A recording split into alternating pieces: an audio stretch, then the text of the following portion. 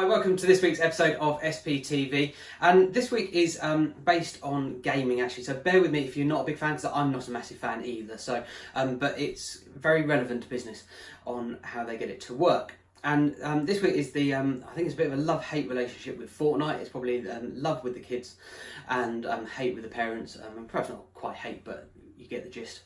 And but what Fortnite have done has been really, really clever, because traditionally, if you've bought a console of any sort, you've then bought the games to go with it. So it would either be on a disc, or it used to be on like cartridges and bits.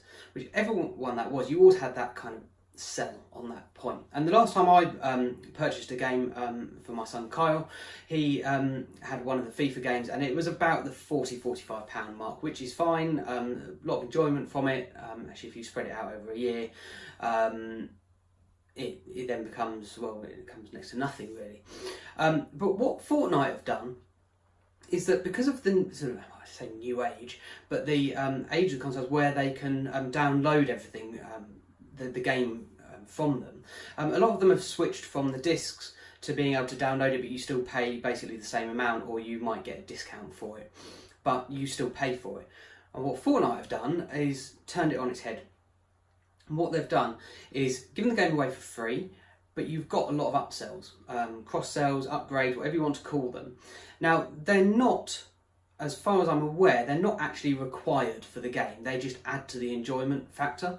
So you can still play the game totally, you know, and enjoy it, play it, there's not many restrictions.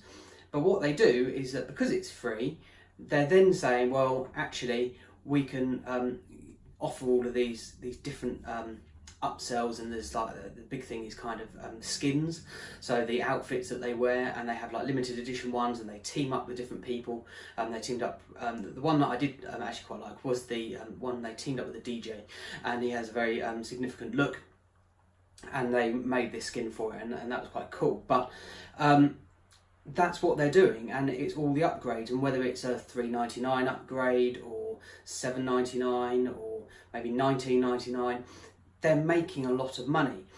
And if you run the figures on that, it's interesting, because something like FIFA, £40–45 for the game, they've got transportation costs to get those games to all the different stores that they're in.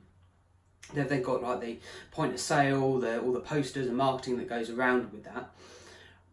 So they're not even making that £45. Plus you've then got percentage onto the retailers. I'm not too involved with that, so I don't know the percentages, but they're not going to make £45 profit on that. Whereas Fortnite are going, actually, you know what, we'll give it away for free, and we'll just make the money on the upsells. And I mean, I don't know, I've not totted the total up of what Kyle spent on it. I do know obviously what he spent, and I know how he's spending it, but I've not given the big total. But I mean, that's going to be in hundreds of pounds, because people then start buying their grandchildren, their nieces, their nephews, the PlayStation cards, for example, the gift vouchers for Christmas and birthdays and such like. They'll be giving them that, and it's all revenue that's going into Fortnite. So that's the first thing. As I said, when saying about the releasing of the limited edition skins and such like, they are often only for like a certain amount of time, so that's a really good marketing tip to do that. They keep them for only a weekend or 24 hours or something, so they've got these big surges of cash, and it called me boring for a weekend, but when it was happening a little while back, I did check online just to see what the figures might be, because I'm quite sad like that, but it was however many sort of million users of active users of Fortnite there were, and it was obviously in the millions for that. And you think, well, actually, if we do like very conservative, sort of 1 in 10 children buy it, and then you times that by, I mean, this particular one was like $7.99, and you think, well, yes, they've got some other costs on to it, but they have had a really, really good weekend. So it's, as always, I'm not recommending how to give your product away for free necessarily.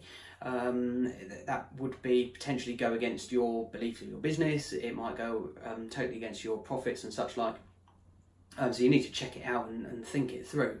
But as always with SPTV, we're trying to kind of go, well, what are these guys doing? Because it might be that we could bring it down to this point in the business, and give something away for free, because you know that is always going to have upsells, cross sells and upgrades and such like. So I hope that's been helpful, and I will see you in 7 days time from now with the next episode of SPTV.